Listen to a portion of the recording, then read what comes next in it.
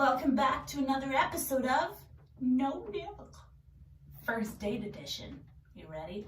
Let's get it on. If she is late, no Diqk.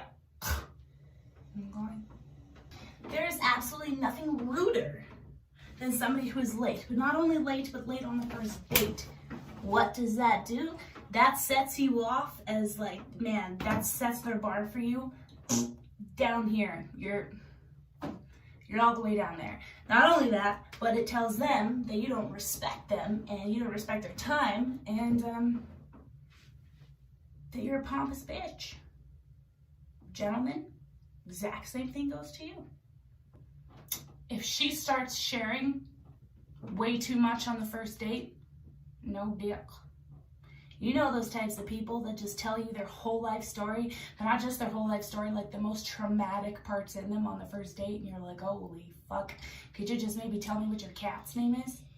Those types of people. I had a date one time, I'll never forget it, with a guy. 20 minutes into the date, our appetizers had just arrived, and he started to look really depressed. So I said to him, and I was like, oh my gosh, like trying to talk to him, he was just like kind of being super quiet, and it was like awkward. And so I said, I was like, oh, I just want to wrap you in soft blankets and Care Bears. And he looks at me, he says, don't say that. And I was like, Care Bears? And he's like, yeah, don't say that. I was like, why? And he goes, because my uncle used to be a pedophile.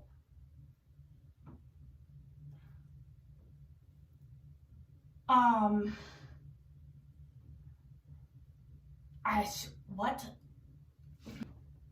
I asked him if his uncle had used Care Bears as a way of luring, and he said no, that they just reminded him of his uncle.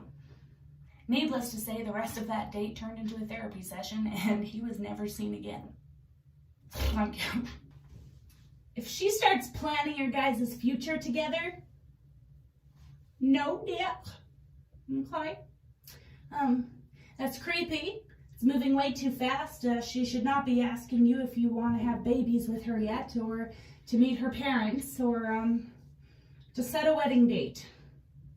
If she starts getting way too personal with her questions, way too fast, no Diqk. Ladies, there are lots of topics that should just be off the table on first dates. Here are a couple of them. Do not ask him how much he makes. Don't ask him what his religion is.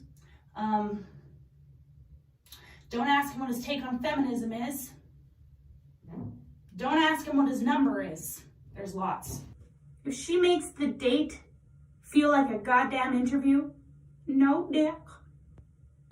Ladies and gentlemen, I'm pretty sure that we have all been on a date like this, where they sit there the whole time, very serious. They're just short of having a pen and paper there, being like, okay, and so, and what's this, and what would you do in this, and no Diqk. Their attitude towards you is very hot and cold. You know, the girls that are just fine 1 second, and the next they're like, and then they're like, oh, okay. No Diqk. No Diqk. For some reason, in magazines like Cosmopolitan and whatnot, it is like encouraged to be hot and cold with a man. They say to just, be kind of nice and then be a dick. And then be kind of nice and then be kind of a dick. And we even see it in the male community as well. I've heard males say that too. And that's just a huge turnoff for everybody. So if there's a big turnoff, no Diqk. If she gets way too confrontational, the kind of girls that are just really aggressive, and if you say something they don't like, they're like, bah! No Diqk. You're not going to like them in bed, trust me. No Diqk. There are lots of women that I believe, and men actually too, but this is called no Diqk, that think that it's a really good strategy to be confrontational. That women like to think that men, they like a big, strong, powerful woman, and they do, but that's not what they mean. They mean, a woman that can pay her own gas and, isn't afraid to, speak her mind and tell him exactly what she's thinking. That's a strong, powerful woman, okay? That's actually a huge turnoff for men, just so y'all know. This has been No Diqk with Chloe. Thank you. Remember, if you're not following me on Instagram or YouTube, you're only seeing half the episode. You're not seeing the full thing. So make sure you go follow there. It's linked. Thank you.